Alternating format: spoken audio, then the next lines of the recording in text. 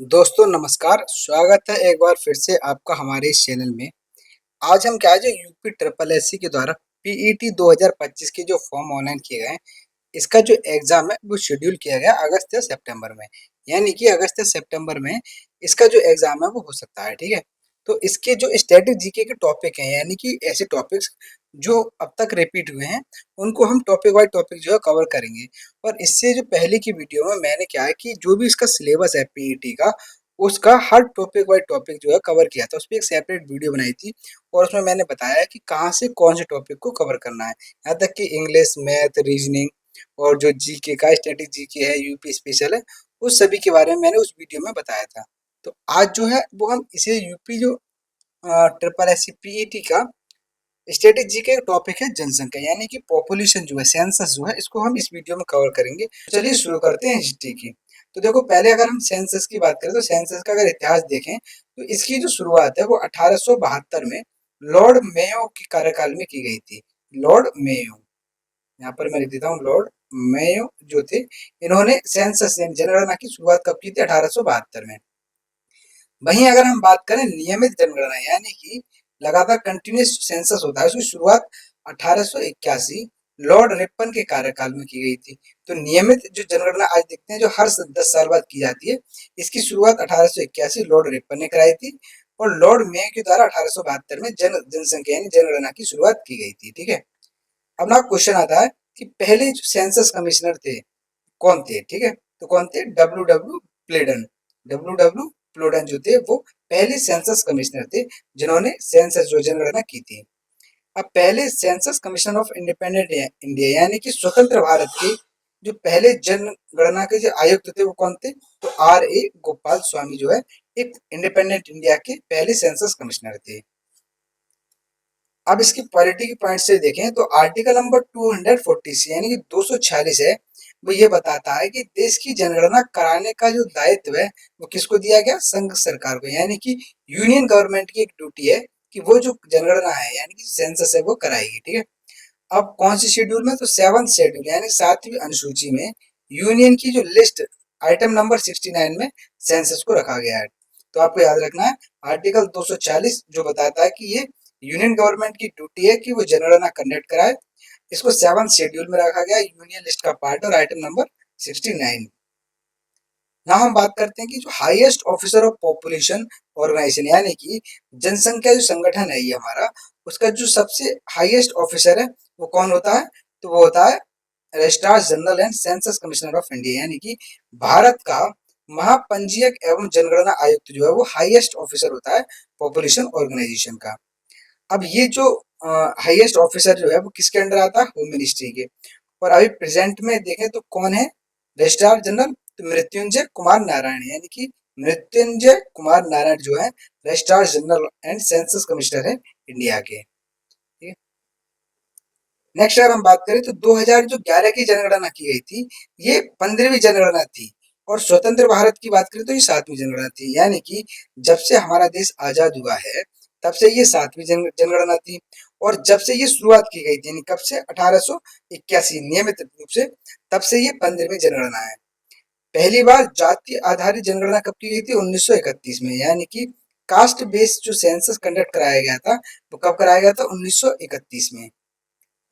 Next है national population policy यानी कि राष्ट्रीय जनसंख्या नीति 2000 में, यानी कि जो 2001 में जो जनगणना की गई थी तो उसी समय पे एक नीति बनाई गई थी और उस नीति में एक टारगेट रखा था कि 2045 तक जनसंख्या स्थिरता प्राप्त करने का लक्ष्य रखा था, यानी कि हम जो है अपनी पॉपुलेशन को स्टेबल कर लेंगे और टारगेट रखा था 2045 का, ठीक है। तो आपको याद रखना है कि राष्ट्रीय जनसंख्या नीति 2045 2000 जो बनाई थी 2000 में, उसमें टारगेट कब रखा था? 2045 का। 2001 की जनगणना के समय भारत में 593 जिले थे, जबकि 2011 की जनगणना के समय ये बढ़कर कितने हो गए? 646 जो है 640 जिले हो गए। तो हमें देखना है कि इन 10 सालों में जो कितने जिलों की लगभग 47 जिले जो है वो बढ़ोतरी इनकी हो गई थी। नेक्स्ट अगर हम बात करें तो 1911 से लेकर 21 तक भारत की जनसंख्या में सबसे अधिक दशकीय वृद्धि ऋणात्मक हुई थी, यानी कि इन 10 सालों में जो पॉपुलेशन है, उस पॉपुलेशन में देखा गया था कि सबसे ज्यादा जो है वो डाउनफॉल हुआ था, यानी कि निगेटिव ग्रोथ ग्रोथ रेट रही थी। और इसीलिए इस दशक को क्या कहा जाता है, यानी कि 1921 को कहा जाता है कि ईयर ऑफ डेमोग्राफिक डिवाइड, यानी कि महान विभाजन वर्ष। और इस समय देखें तो लगभग 77 लाख लोगों की कमी हुई थी, यानी कि इनकी मृत्यु हो गई थी इस दौरान, 1921 के दौरान। तो आपको याद रखना है कि 0.31% की जो है वो नेगेटिव ग्रोथ रेट रही थी 1921 में। नेक्स्ट है 1961 से लेकर 71 तक सबसे ज्यादा जो है वृद्धि पाई गई थी, यानी सबसे ज्यादा जो ग्रोथ रेट पाई गई है वो 1961 से 71 में पाई गई थी। और ये लगभग जो है वो 24% करीब ग्रोथ रेट रही थी। अब हम इसमें क्या है कि डेफिनेशंस के साथ पढ़ेंगे, जैसे कि क्या है कि सेक्स रेशियो क्या होता है, लिटरेसी रेट क्या है, ठीक है, डेंसिटी क्या है, तो उनको, और साथ में क्या कौन सा फॉर्मूला अपनाया जाता है, कैसे निकाली जाती है, और कौन से स्टेट की जो है वो हाईएस्ट ग्रोथ रेट है, उन सब चीजों को। लेकिन देखो आपको एक चीज ध्यान रखनी है कि पॉपुलेशन से संबंधित यदि हम सेंसस की जो बात कर रहे हैं, यानी कि डेफिनेशन से अगर हम इनकी बात करें, तो 2011 की जो जनगणना हुई थी, हमारे पास जो डाटा अवेलेबल है वो 2011 का है। अब देखो जो स्टेट्स वगैरह है समय समय पर उन्होंने अपने डाटा को अपडेट किया है, लेकिन जो ऑफिशियली तौर पर कोई भी दूसरी जनगणना है वो 2011 के बाद से नहीं की गई है। तो हमें भी एग्जाम पॉइंट से अगर देखें तो 2011 का सेंसस है, उसी के डाटा को जो है वो याद रखना है, ठीक है। तो अभी हम अगर प्रेजेंट में जैसे बात करें तो अभी पॉपुलेशन कितनी है, 145 करोड़ है। लेकिन 2011 में यही जो पॉपुलेशन थी वो लगभग 123 की करोड़ थी। अगर हम उस समय की बात करें तो उसमें 51% तो मेल्स हैं और 49% जो है वो फीमेल हैं। अब हाईएस्ट पॉपुलेशन स्टेट या यूटीसी, यानी कि जिन राज्यों में सबसे ज्यादा जनसंख्या पाई गई है, तो अगर उसे देखें तो उत्तर प्रदेश पहले नंबर पर आता है, दूसरे नंबर पर महाराष्ट्र आता है, तीसरे नंबर पर बिहार, चौथे नंबर पर पश्चिम बंगाल और पांचवें नंबर पर है वो आंध्र प्रदेश आता है, ठीक है। तो ये जो है वो हाईएस्ट सबसे ज्यादा जनसंख्या वाले राज्य हैं। यूटीज में सबसे ज्यादा पॉपुलेशन है वो दिल्ली की है, उसके बाद दूसरे नंबर पर आती है पुडुचेरी, तीसरे नंबर पर चंडीगढ़। नीचे बात करते हैं कि लोएस्ट पॉपुलेशन स्टेट यूटीसी, यानी कि सबसे कम जनसंख्या वाले जो राज्य हैं वो, तो सबसे कम है वो है सिक्किम की, दूसरे नंबर पर आती है मिजोरम, तीसरा नंबर अरुणाचल प्रदेश, चौथा गोवा, पांचवा नागालैंड, यानी कि सबसे जो कम पॉपुलेशन है वो है सिक्किम की। वहीं अगर यूटीज की बात करें तो यूटीज में जो लक्षद्वीप है उसकी सबसे कम पॉपुलेशन है। पहला है जनसंख्या घनत्व, यानी कि डेंसिटी ऑफ पॉपुलेशन, कि जो एक घनत्व का मतलब क्या होता है कि किसी भी एक क्षेत्र में कुल जनसंख्या कितनी है, तो वो उसकी डेंसिटी को बताता है। तो फॉर्मूला जो जनसंख्या उसकी उसको हम डिवाइड करते हैं कुल क्षेत्रफल से, तो ये जनसंख्या घनत्व निकल के आ जाता है। तो ओवरऑल अगर हम इंडिया की बात करें तो इंडिया की जो पॉपुलेशन डेंसिटी है वो है 382 पर स्क्वायर किलोमीटर, ठीक है, यानी कि एक स्क्वायर किलोमीटर में 382 लोग जो है वो रह रहे हैं। अगर हम इसमें स्टेट्स की बात करें तो सबसे ज्यादा जो डेंसिटी है, पॉपुलेशन डेंसिटी बिहार की है, उससे कम है पश्चिम बंगाल की दूसरे नंबर पर, तीसरे नंबर पर केरल, चौथे नंबर पर उत्तर प्रदेश और पांचवें नंबर पर हरियाणा है। अब हमें यूपीएससी यूपी ट्रिपल एससी का जो एग्जाम है वो यूपी के पॉइंट से इंपॉर्टेंट है, तो हमें यूपी की याद रखनी है। तो यूपी की जो पॉपुलेशन डेंसिटी है वो कितनी है, 829 पर स्क्वायर किलोमीटर। वहीं अगर हम सबसे कम घनत्व वाले अगर बात करें राज्य की, तो सबसे कम जो है किसकी, अरुणाचल प्रदेश की।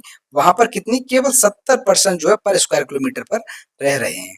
तो सबसे कम घनत्व वाला राज्य जो है वो अरुणाचल प्रदेश हो जाएगा, और सबसे ज्यादा वाला जो जाएगा वो बिहार। ना हम बात करते हैं सेक्स रेशियो की। तो सेक्स रेशियो क्या है कि प्रति 1000 पुरुषों की तुलना में स्त्रियों की संख्या, यानी कि 1000 पुरुषों की तुलना में कितनी स्त्रियां हैं, इसको एक सेक्स रेशियो कहा जाता है। तो इसको कैसे निकालते हैं कि स्त्रियों की संख्या उसको डिवाइड कर देंगे पुरुषों की संख्या से और मल्टीप्लाई में उसको 1000 करेंगे, ठीक है। तो इंडिया का अगर ओवरऑल सेक्स रेशियो देखें तो कितना है, 943। जबकि सबसे ज्यादा जो सर्वाधिक लिंगानुपात हाईएस्ट सेक्स रेशियो है वो है केरल का। केरल में 1000 पुरुषों पर कितनी है फीमेल्स, 1084। तो केरल सबसे ज्यादा हाईएस्ट सेक्स रेशियो है। दूसरे नंबर पर आता है तमिलनाडु, तीसरे नंबर पर आंध्र प्रदेश, चौथे नंबर पर मणिपुर और पांचवें नंबर पर छत्तीसगढ़ है। वहीं अगर यूटीज की हम बात करें तो यूटीज में पुडुचेरी है, उसका सबसे ज्यादा हाईएस्ट सेक्स रेशियो और कितना है, 1037। अब सबसे कम सेक्स रेशियो वाले कौन से राज्य, तो वो है हरियाणा। हरियाणा का जो सेक्स रेशियो कितना है, 879। ठीक है। तो यूटीज में सबसे कम सेक्स रेशियो है दमन और दीव का। और वहीं अगर हम बात करें उत्तर प्रदेश का, तो उत्तर प्रदेश का जो सेक्स रेशियो है वो है 912। तीसरे पॉइंट पे चलते हैं हम, लिटरेसी रेट, यानी कि साक्षरता दर जो है। तो साक्षरता दर का मतलब है कि 7 वर्ष से अधिक आयु की जनसंख्या में कितने लोग शिक्षित हैं, यानी कि ऐसे लोग जो 7 वर्ष से ऊपर के हैं और उन सभी लोगों में कितने लोग शिक्षित हैं, उन्हीं को साक्षर कहा जाता है। ठीक है। तो सबसे ज्यादा जो साक्षरता कर वाले राज्य देखें तो है वो केरल।